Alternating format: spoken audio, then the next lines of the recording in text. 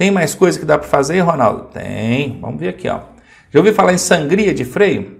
Sangria é quando começa a dar ar no sistema de freio e o freio começa a perder eficiência. Direto eles insistem em perguntar isso em prova. Eu particularmente duvido que quem pergunta isso lá saiba de fato fazer uma sangria. Pô, se começou a perder eficiência no sistema de freio, leva o carro lá para o mecânico fazer a sangria para você. Mas é importante você saber o que é, porque na prova pergunta, você já fica por dentro disso aí. Então a sangria é o termo utilizado para a troca do líquido de freio, que deve ser realizada anualmente a cada 10 mil quilômetros. Ou então se houver sinais de perfuração no sistema, ou entrada de ar, começa a entrar ar no sistema. Como é que vai funcionar? Também é utilizado para retirar bolhas de ar que se formam no sistema de freios. Como é que funciona o lance da sangria? Primeira coisa, vai retirar a roda do veículo, as duas rodas, tá? Aliás, as quatro, né? Porque tem que fazer nas 4 rodas. Mas aqui a gente está vendo só o lado de cá. Calçou o veículo com alguma coisa, pode ser aqui, colocou tijolos, né? Caixote, sei lá o que é isso. Alguma coisa para calçar o veículo aqui. Então, retire as 4 rodas do veículo. Está aqui. Próximo passo, aperte os parafusos do sistema. Segundo passo, você vai completar o fluido de freio. Vai lá, completa o terceiro passo, né? Completou, pronto, sistema cheinho. Bacana. Quarto passo, conecte uma mangueira no parafuso da sangria e num frasco. Essa sangria fica lá de baixo, tá? Tem um cilindro ali, você vai chegar lá, vai tirar ali o parafuso, conectar uma mangueira e colocar dentro de um frasco. Tem que ser um frasco grande, pelo menos uns 2 litros, uma garrafa PET serve. O próximo passo é pedir alguém para bombar ou bombear, né, o pedal de freio. A pessoa vai lá dentro e fica apertando o pedal de freio, fica apertando várias vezes. E o que vai acontecer? Vai jogar o óleo que está no sistema todinho para fora ali. Continue a bombear até sair todo o ar do tubo de freio. Saiu o ar todinho. Aí, olha o óleo caindo aqui dentro da garrafinha, tá vendo? Ó? Aí bacana, você vai apertar o parafuso da sangria para concluir o procedimento. Pronto, feita aí a sangria de freio, é isso aí. Então é dessa forma que funciona, é para isso que serve. Vai perguntar na sua prova, você já sabe responder, pelo menos teoricamente, né? Na prática, se der um problema, leva lá que o mecânico corrige, com certeza. Vai te cobrar uma caixinha pequena, que isso é coisa simples de ser feita. Sistema de direção, mais um sistema aí no veículo. Quais são os componentes aí? Ó? Volante, coluna de direção, barra de direção, manga de eixo, caixa de direção. O que a gente precisa saber disso aqui? Ó? A gente tem o tipo de direção mecânica, hidráulica, elétrica e eletrohidráulica. Assim como no sistema de freios, esses aqui, né? Sistemas auxiliares que vão fazer força para você. Se você pegar um carro cujo sistema de direção é mecânico, você vai ter que fazer força para caramba. É o chamado queixo duro, né? O pessoal chama de queixo duro. Agora, você compra um carro com a direção hidráulica, já tem um sistema auxiliar, que é hidráulico, para fazer força para você. Se você comprar aí um carro com direção elétrica, já tem um sistema elétrico também auxiliar para fazer força para você. E tem aquele misto, né? Híbrido, é o eletrohidráulica. Bacana, então você já sabe o que é isso. Ó, os componentes, ó, o volante, esses são só os principais, tá, gente? Não dá para ficar falando cada pecinha do sistema. Barra de direção, manga de eixo, caixa de direção. E aqui os dispositivos auxiliares que vão fazer força para você. Você dá um leve toque na direção e o sistema aqui faz toda a força girando lá então a roda, ou movimentando, né, o eixo com as rodas. A manutenção nesse sistema consiste em ajustes, revisão, lubrificação, limpeza e completar o fluido hidráulico quando no caso de direção hidráulica. E bora falar de sistema de suspensão. O sistema de suspensão é responsável por absorver os impactos gerados pelas irregularidades no pavimento, além de proporcionar maior estabilidade ao veículo nas curvas. Sim, se você andar num veículo sem sistema de suspensão, que aliás nem existe, não tem como, no automóvel não, mas tem gente que corta as molas, danifica, né? Altera e acaba danificando o sistema de suspensão, rebaixa o carro e ele perde parte dessa capacidade de absorção dos impactos. Você vai andando pelas vias, tem buraco, tem desnível, irregularidade, principalmente as vias brasileiras, né? Tem bastante isso. E essas irregularidades, elas são todas absorvidas, amortecidas pelo sistema de suspensão. Agora presta atenção, quando a gente fala sobre sistema de suspensão, não é só o amortecedor, não. Aliás, amortecedores, né? Porque para cada roda tem pelo menos um. Então não é só amortecedor não, tá? Se liga aqui. Bom, a gente tem aqui a mola, né? Essa mola espiral, chamada de mola helicoidal. Tem o amortecedor, tem a bandeja e tem a barra estabilizadora. Isso tudo aqui faz parte do sistema de suspensão. E caso você não saiba, o que absorve o impacto de cima para baixo é a mola. Tá bom? É a mola, não é o amortecedor. Não tem gente que pensa assim, eu pressiono aqui para baixo aqui, o amortecedor é que segura. Não é não. Na verdade, o amortecedor segura quando o carro tenta voltar. Porque ele dá aquele impacto, então a mola absorve. Na hora de voltar, o amortecedor segura para que ele volte suavemente, senão o carro pula, né? Ele pula. Aliás, essa é uma maneira de você testar se o carro está com o amortecedor bom ou não. Você vai em cima da roda ali, aperta ela o máximo que você puder, em cima do capô ali do carro, né? Fala em cima da roda, em cima do capô ali, em cima do paralama dianteiro. Aperta até lá embaixo, pode sentar ali na beiradinha sem amassar a lataria, né? E pula fora e vê se ele voltar segurando, bacana, o amortecedor tá bom. Se ele pular, meu amigo, o amortecedor já era, tem que trocar, já não está valendo mais nada, não é a forma de você testar. Porque o amortecedor ele segura na hora que o carro está voltando. Ele absorveu, a mola segura. Na hora que ele está voltando, o amortecedor segura. Beleza, conhecida então alguns componentes, né, os principais do sistema de suspensão e sabendo também qual é a finalidade dele, bora ver então a manutenção. Tá aí, ó, ficar atento a ruídos e movimentos irregulares no veículo. Está dirigindo, sentindo que o carro está puxando, balançando demais nas curvas? Tem que mandar fazer manutenção. Observar a eficácia e o tempo de vida útil dos amortecedores. Eles devem durar aproximadamente 40 mil quilômetros. Você deve cuidar da lubrificação dos componentes do sistema de suspensão. Tá sempre lubrificando, é uma graxinha. Leva lá, manda fazer uma manutenção, até para evitar aqueles rangidos que o carro fica fazendo quando você está andando. Revisar as coifas, batentes e coxins. Não precisa você saber, até porque nem dá para ver isso aqui, não precisa saber que peças são essas. Mas o mecânico sabe que tem que revisar esses dispositivos. Coifa, na verdade, é uma proteção que tem aqui, parece um plásticozinho que tem aqui, que é para evitar de sair a lubrificação dali, a graxa, e evitar também de areia, terra, entrar no sistema.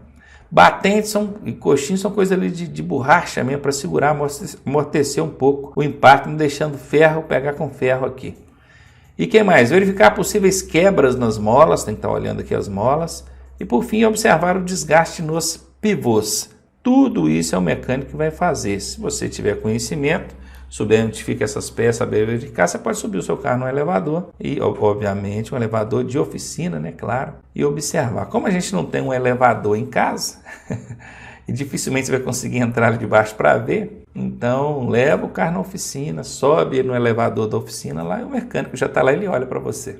Ótimo. Quando eu falo que o mecânico olha, gente, é porque muitas dessas coisas aqui não é a gente que vai fazer, mas para a prova vocês precisam conhecer. Então prestem atenção nesse tipo de manutenção aqui, todos os sistemas que eu estou mostrando, porque isso pergunta na prova e você tem que saber responder. Bom, rodas agora. Sistemas de rodagem. As rodas são um dos sistemas mais simples que existem. Nós temos aqui alguns poucos componentes, que podem ser chamados componentes principais. Nós temos aqui a roda, tem o cubo de roda, isso aqui é onde você vai prender os parafusos para colocar a roda, tá vendo? Esses furos que tem aqui, ó, encaixam aqui, ó, nesses parafusos. Tem o pneu, que a roda precisa do pneu, né? E tem o rolamento, que fica aqui dentro do cubo de roda aqui, ó. Bacana? Beleza, continuando, vamos falar sobre pneu agora, conceitos, vamos ver aqui, ó. Banda de rodagem, é isso que vocês têm aqui em cima, aqui, ó. Costado, ou ombro, lateral do pneu aqui. Talão, essa parte inferior aqui. Carcaça, já é a parte onde tem os arames e tudo. Vai perguntar em prova? Não, mas para fim de você conhecer mesmo como é que é a estrutura de um pneu. Agora, isso aqui pode perguntar, tá? Tá vendo essa numeração que tem no pneu? Todo pneu tem essa numeração. Claro que a numeração é pequena, não é tão grande igual está aqui. E ela é pretinha mesmo, na borracha ali. Ela só tem alto relevo na borracha. O que é que essa numeração representa? Tá aqui, ó. 195 é a largura do pneu. Bacana? Esse primeiro aqui é 195.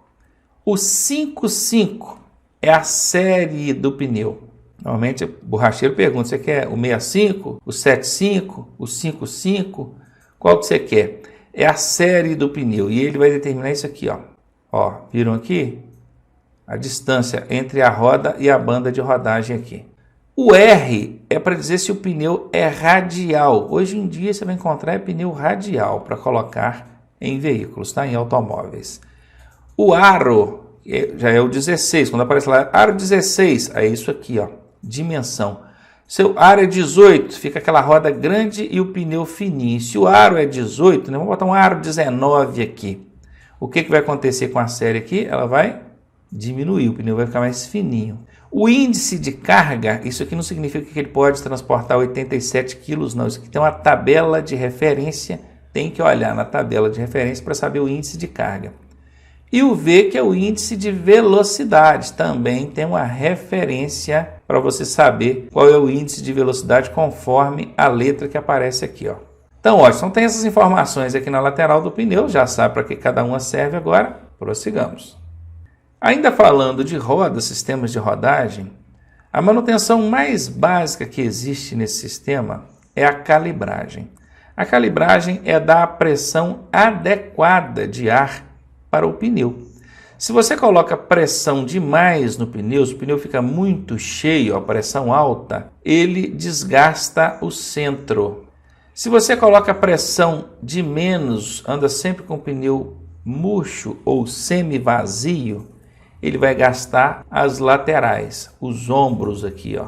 Então tem a pressão adequada e a pressão adequada depende da recomendação do fabricante e depende também do uso. Para cada uso vai existir ali uma pressão adequada. O meu carro, por exemplo, para eu viajar com o porta-malas cheio de gente, ele exige 32 libras nas rodas traseiras e 30 libras nas rodas dianteiras. Mas se eu não estiver viajando, ele recomenda 28 libras atrás e 28 libras na frente. Olha que interessante. Se eu não estiver com o carro pesado. Então isso varia. Você saiu para fazer a viagem aqui agora, o carro está pesadão, passa lá no posto, enche o tanque e já calibra o pneu conforme recomendado pelo fabricante. Chegou lá de viagem, desceu todo mundo do carro, tirou as bagagens, o carro está leve de novo, passa no posto e volta a calibragem para o adequado. Bom, caso vocês não saibam, a calibragem inadequada, além de promover um desgaste irregular no veículo do pneu, porque o pneu ele vai desgastar naturalmente com o uso, mas o desgaste irregular, que é esse do alta pressão ou baixa pressão. Então, além disso, a calibragem dos pneus, elas têm influência direta no consumo de combustível. Sabia disso? Pois é, pneus mal calibrados aumenta sim o consumo de combustível. E gasolina no preço que está não dá para brincar, né? Show! E aqui a gente está falando da troca. Quando é que eu preciso fazer a troca do pneu? Quando o TWI, aquele alto relevozinho que eu já mostrei para vocês lá atrás no curso, né? O TWI, que é o indicador máximo de desgaste, quando começa a pegar nele ali, a banda de rodagem vai abaixando, ela começou aqui com 0,8 milímetros. Foi desgastando, quando chega no TWI, que é 0,2 milímetros, aí já tem que trocar. Andar com os pneus em mau estado de conservação é infração grave. Aqui, ó, R$ 195 para pagar e 5 pontos no prontuário. Beleza, e as rodas, hein? Rodízio das rodas, tem que fazer. Aqui tem os sistemas de rodízio a depender do tipo de tração do seu veículo, tá? Veículo de tração traseira e nas 4 rodas, o seu veículo tem tração atrás. Ou então tração nas 4 rodas, com o passar do tempo você tem que fazer o rodízio. E o rodízio ele é exatamente dessa forma. As rodas traseiras, você passa elas para frente, só tira da roda de trás, a roda traseira direita e passa para frente direita. Mesma coisa aqui, traseira direita, ó, aqui esquerda, né? E passa para frente esquerda. Quem vai fazer isso é o borracheiro. Se você quiser fazer também, tanto faz. E as rodas da frente devem ir para trás em forma de X. Isso ajuda os pneus a desgastarem de forma mais regular e uniforme. E, consequentemente, você vai ter um tempo maior de duração nos pneus. Agora, se o seu veículo for tração dianteira, que é 95% dos automóveis aí é o contrário. As rodas da frente passam para trás, ó. Frente dianteira passa para traseira dianteira. A frente esquerda passa para a traseira esquerda. E as que estão atrás vão para frente em forma de X. Beleza? Bora lá, manutenção agora, alinhamento. Já ouviu falar de alinhar as rodas? Consiste em ajustar os ângulos das rodas, mantendo-as perpendiculares ao solo e paralelas entre si. Isso aqui você vai sentir a necessidade quando estiver dirigindo e perceber que o carro está puxando para um lado e para o outro. Então tá aqui, ó, tem vários tipos aqui de manutenção de alinhamento. Tem o caster, olha aqui que é o caster negativo, olha como é que está o eixo aqui, ó. Consegue perceber? Olha aqui o caster positivo, suspensão na verdade, é o que está segurando o veículo aqui, a roda. Olha aqui agora a cambagem, olha só, cambagem negativa, olha com as rodinhas abertas. Olha a cambagem positiva, olha com as rodinhas fechadas. A cambagem inadequada vai gerar isso aqui no pneu. Convergência das rodas também. Então, convergente, olha só as rodinhas fechadas para frente. Divergência, olha as rodinhas fechadas para trás. Então, você tem tanto a inclinação aqui, ó, no caster, tá? Isso tudo aqui é feito na manutenção de alinhamento. Caster, tem a cambagem, tem a convergência. Verifiquem bem isso aqui, isso tudo é alinhado aqui, ó, nesse tipo de manutenção. Isso ajuda demais, tanto no sistema de suspensão, como também no sistema de pneus, né, pneumáticos, que vai gastar com uma regularidade muito melhor. Aqui, o excesso de convergência ou divergência gera isso aqui. E para finalizar aqui, a parte de rodas, tem o balanceamento. O que é o balanceamento? É a distribuição uniforme da massa do pneu. Quando você coloca um pneu novo na roda, em algum ponto desse pneu, apesar dele ter sido construído com todo o carinho, com todos os recursos de engenharia, em algum ponto ele pode ter alguns gramas a mais de peso. E quando tem alguns gramas a mais de um lado, o que acontece? Imagina, ó, eu tenho uma roda, um ponto dessa roda é mais pesado. Então, no momento que esse ponto for subir, ó, eu tenho o eixo aqui, imagina a roda lá naquele aparelho lá, ó. No momento que essa parte pesada vai subir, ela sobe devagar, não é? Porque ela está pesada. Na hora que ela vai descer, ela vai subir devagar e descer rápido. Sobe devagar, desce rápido. Põe isso em alta velocidade. O que acontece? Viram aqui? E é isso que você sente aqui, olha na tela comigo. Falta de balanceamento provoca trepidação no volante do veículo. Você vai sentir isso aqui, ó, as mãozinhas tremendo. Então tem que fazer o balanceamento. O que o borracheiro faz? Esse equipamento aqui mostra qual é o ponto do pneu ou da roda que está mais pesado. Aí ele mostra, ó, tá aqui, está mais pesado. Quanto que está mais pesado? 30 gramas. Bacana. Ele pega um chumbo e bate do outro lado na roda, exatamente de 30 gramas o chumbo. O que ele fez? Equilibrou o peso. Na hora que essa roda for girar, que agora não vai ter mais esse problema de subir devagar e descer rápido. Então vai acabar com o problema de trepidação. Então, ó, alinhamento vocês viram, né? Caster, camber, convergência, tem que olhar tudo ali. E o balanceamento é a trepidação aqui no volante. Isso pergunta direto em prova, tenho certeza que não vai errar. Vamos falar agora sobre a carroçaria do veículo. Isso que vocês estão vendo aqui, a estrutura dele. A gente tem até alguns componentes principais aqui, ó, o teto, o painel do teto, o piso, os paralamas, né? Paralama traseiro, paralama dianteiro, o painel dianteiro e a carroceria, que é o semi-monobloco, ou um monobloco, pode ser chamado assim, é mais conhecido como monobloco. É diferente do chassi, daqui a pouquinho vocês vão entender o que é o chassi. Bacana, a manutenção nesse sistema é pintura, né? Com o tempo isso vai variar, amassa, arranha e limpeza, lavar, tem que lavar. Estrutura do veículo, a gente tem o monobloco, que é o que a gente viu na tela anterior agora, e o chassi. Olha a diferença aqui do monobloco para um chassi. Conseguiram observar? Nos automóveis, meu amigo, não tenha dúvida, é isso aqui que a gente vai ver, monobloco. Essa é a estrutura do veículo. Em veículos de maior porte, caminhonetes para cima, você já vai encontrar isso aqui, é o chassi. É nesses dispositivos aqui, nesses componentes, tanto o monobloco quanto o chassi, que fica a identificação obrigatória do veículo, a numeração do chassi. E essa numeração, ela é essencial para a identificação do veículo. Afinal, o veículo é identificado obrigatoriamente por meio dessa numeração, que é em baixo relevo aqui. Com o passar do tempo, olha o que acontece com essa numeração. Olha o sinalzinho do rapaz aqui, ó, negativo, não está bom não. Agora aqui sim, a numeração do chassi depois de revitalizada. Aí ficou bacana. É você que faz isso? Não. Isso tem as oficinas especializadas e autorizadas para fazer isso. Não é qualquer oficina que faz nada, ela tem que ser autorizada pelo Detran. Senão o camarada chega aqui, ó, onde tem esse número todo danificado aqui, ele simplesmente vai e altera. E alterar o número do chassi é crime, tá? Isso dá um problema danado. Então a revitalização da manutenção do chassi é importante. Vamos agora falar do sistema de escapamento. Esse sistema tem as funções de expelir os gases, filtrar os gases, abafar os ruídos. Os principais componentes são o silenciador, vamos começar aqui da frente, né? Tubo dianteiro, flexível, que é esse dispositivo aqui, o catalisador, vocês já ouviram falar muito dele, falamos principalmente na parte de meio ambiente, então nós falamos muito. O catalisador ou conversor catalítico é aquele que recebe os resíduos resultantes da queima do combustível, faz um tratamento químico aqui, uma conversão de gases altamente tóxicos em gases não nocivos ou menos nocivos à vida humana. Tem aqui o silenciador intermediário, é o primeiro abafador de ruído que tem, porque aqui dentro tem uma barulhada danada, né? Um motor gritando aqui, ó, queimando, explodindo combustível. Esse primeiro silenciador segura aí bastante. Tem o tubo intermediário, que é o finalzinho já, e por fim o silenciador traseiro.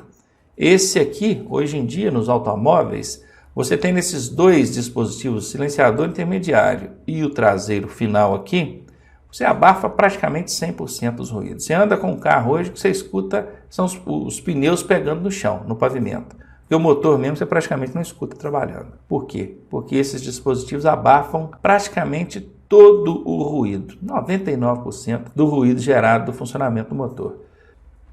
É importante estar sempre observando a manutenção nesse sistema, né? Se está escutando barulho é normal, porque o sistema de abafamento de ruídos ele já está danificado. Então tem que trocar. Esse sistema de escapamento, ele vai trocando por partes, você não precisa trocar ele todo não. A depender de onde foi o problema, você troca. Bom, aqui está, ó, artigo 230, inciso 11 do CTB. Ó, conduzir veículo com descarga livre ou então com silenciador de motor de explosão defeituoso, deficiente ou inoperante é uma infração de trânsito grave, 5 pontos no prontuário, R$ 195 de multa para pagar. Então, já está ligado aí, né? Estão falando aqui só do silenciador, tá? Problemas comuns agora em relação ao funcionamento do veículo. O que acontece? A pessoa vai ligar o carro, acontece e às vezes ela não sabe por quê. Problema número 1. Ao acionar a chave de ignição, o motor de partida gira, mas o motor principal não funciona. Que problema pode ser esse, hein? Falta de combustível, mau funcionamento do sistema de alimentação. Porque se o motor de partida, aquele motorzinho elétrico, girou, é porque tem energia elétrica. Então o problema não é na bateria. Virou a chave, ele fez barulhinho? É porque o motor de partida está trabalhando. Então ele está tentando, está impulsionando o motor principal, e o motor principal não quer funcionar. Por quê? Não está chegando combustível lá. Então a primeira suspeita, se o motor de partida funcionou, é porque tem eletricidade. E o motor não ligou, o motor principal não ligou, é porque falta combustível. Ou então tem algum problema no sistema de alimentação que não permitiu que o combustível chegasse lá no motor para ele funcionar. O segundo principal problema aí na hora de ligar um carro é quando você aciona a chave de ignição, o motor de partida não gira. Aí aquele motorzinho elétrico, motor de arranque ou motor de partida, ele não gira. Ele não gira por quê? Mau funcionamento do motor de partida, falta de carga na bateria, ou então problemas com o acionamento da chave de ignição. O problema às vezes pode estar na própria chave de ignição. Bacana? Pegou aí? Isso aqui cai em prova, tá, gente? Presta atenção nesses dois problemas aqui, ó. Esse primeiro, qual que é o problema? Esse aqui. E o segundo, qual que é o problema? Esse aqui. São problemas, né, na verdade. Aqui nós temos duas possibilidades. Aqui nós temos três possibilidades de problemas que resultaram nisso aqui, ó. Bora agora falar de veículos de duas rodas para a gente finalizar com essa parte mecânica. Primeira coisa é o checklist top 20. Quais são os 20 itens que a gente tem que verificar na motocicleta, hein? Bora lá ver. Pneus, luzes, lubrificação externa, a parte elétrica, a suspensão, os ruídos, combustível, espelhos retrovisores, escapamento, cabos de comando, freios, câmbio, indicadores do painel, correntes e sistema de transmissão. Lembrando que a corrente aqui faz parte do sistema de transmissão, óleo do motor, filtro de ar, guidão, garfo e manetes, pedaleiras, chassi e avarias diversas. Do lado de cá nós temos 10, desse lado aqui mais 10. Você vai passar a mão nesse checklist pelo menos uma vez por semana. Você vai verificar cada um desses itens. Sendo assim, você está mantendo a sua motocicleta regularmente ou com manutenção preventiva regular. Vai evitar aí maiores danos ao seu veículo e evitar também de te colocar em risco. E olha que com motocicleta não se brinca, né? Falando da calibragem dos pneus das motocicletas, que também é um tipo de manutenção bem básica, você vai calibrar pelo menos uma vez por semana e os pneus devem estar frios na hora da calibragem, tá bom? Evite de fazer uma longa jornada com a motocicleta, viaja lá 20, 30, 40, 50 quilômetros no asfalto, sol quente, aí vai e para, quer calibrar o pneu, aí não dá, né? O pneu tem que estar frio. Já feito uma viagem, chegou no posto de gasolina, vai tomar um café, vai no banheiro, deu uns 10 minutos, você volta e calibra os pneus. Sugere-se entre 28 e 30 libras, 28 na frente, 30 atrás. Observar se contém a indicação no pneu, porque o próprio pneu já costuma trazer a informação de qual é a calibragem adequada. Em via pavimentada, você vai circular em via pavimentada, asfaltada, pode usar uma pressão menor. Agora, se for em via não pavimentada, em razão da menor aderência, use então uma pressão maior. Lembrando que a calibragem incorreta, além de diminuir o tempo de vida útil dos pneus, vai fazer que você gaste aí mais do que normalmente gastaria com troca prematura de pneus, compromete a pilotagem e coloca em risco os ocupantes da motocicleta. Pneus de motocicletas também tem TWI, Ronaldo? Tem, que é o Tread Wear Indicator, que é o indicador de desgaste do pneu. Já falamos tantas vezes do TWI durante o nosso curso. Nenhuma vez eu mostrei aqui o significado dele em inglês, né? Porque isso é uma sigla em inglês. Por quê? Porque não interessa. Na prova não vai perguntar o que significa TWI. Vai perguntar o que é. O que é o TWI? É o indicador de desgaste do pneu. Ele na moto também tem. Aqui do lado, ó, não sei se vocês conseguem ver. Certamente não vão conseguir, não. Mas aqui tem a letra T. Aqui tem a letra W. Ó, e aqui tem a letra I. Está do ladinho do pneu aqui em alto relevo, ó. Então, você olha do lado do pneu, achou o TWI, você pode seguir na direção que você vai encontrar aqui, ó, o alto relevo. Ó. Viram? Entre os frisos aqui. Bacana. Chegou no TWI, tem que trocar o pneu, vocês já sabem disso. Necessário substituir o pneu quando a banda de rodagem atinge esse indicador. Lembrando que é proibido o uso de pneus reformados, remoldados ou recapados em ciclomotores, triciclos, motonetas, motocicletas, além de rodas com trincas e deformações. Onde você vai encontrar essa informação? Resolução 58/2004 do Conselho Nacional de Trânsito. No automóvel, você pode usar pneu reformado. Na motocicleta, não, tá?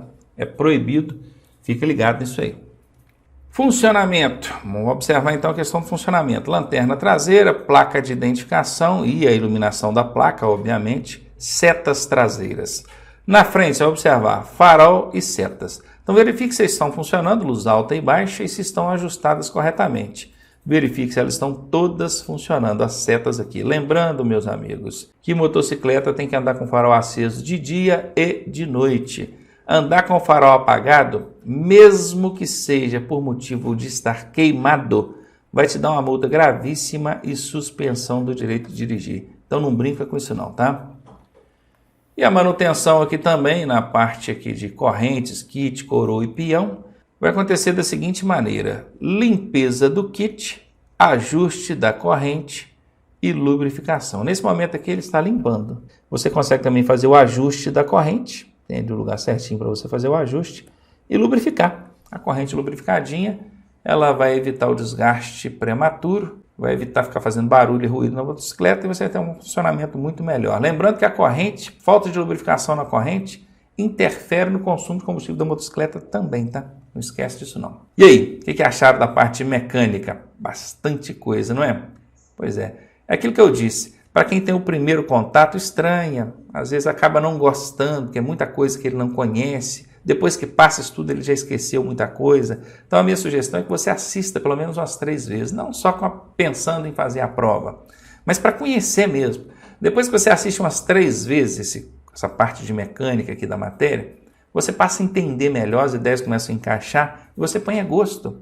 Põe a gosto. Não é nem que você vai trabalhar de mecânico, mas é ótimo você poder falar aí dirigindo, né? Você está dirigindo, conversando com um homem, principalmente do lado, né? Porque os homens são metidos a entender de mecânica e pensam que as mulheres não. Aí na hora de você dar aquele banho no cara aí, ó, dominando a parte mecânica, show, só depende de você. Bora aí que já já a gente volta aí com as questões comentadas sobre mecânica.